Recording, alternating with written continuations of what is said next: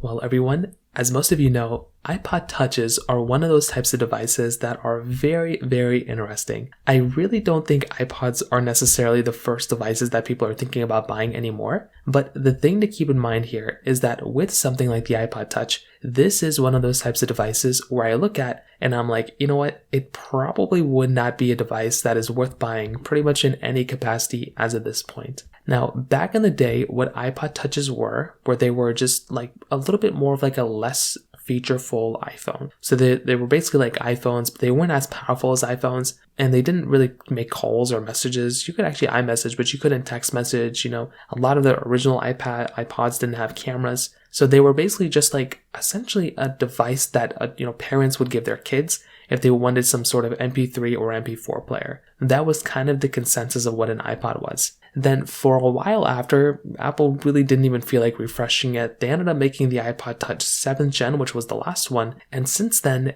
there hasn't really been this big pull of people buying iPods because used iPhones are way more powerful, and for the same price, you could probably get a comparable iPhone, better condition, or at least compared to a brand new one, not as good condition, but still more powerful, better camera, things like that, and a more featureful device. The only reason I could even kind of think about a little bit as to why anybody would want to buy an iPod Touch in 2025 is if it's a collector's item. If they're wanting to go and buy an iPod as like one of the last types of, iPod Touches available, if it's something along those lines, then I think that might be a good idea. I think that might be an interesting idea to say the least. But if you're trying to actively use an iPod Touch as like an everyday device, like this is the device you're going to use on an everyday basis, then there's really not a big reason at all why anybody should be buying an iPod Touch. It really doesn't make any sense at all. I can't really think of any situation why an iPod Touch would be a device that anybody should go ahead and buy, mostly because an iPhone is comparable. It doesn't really cost as much, or, it may cost a little bit more than an iPod Touch, but because the iPod Touch is in this situation where it's,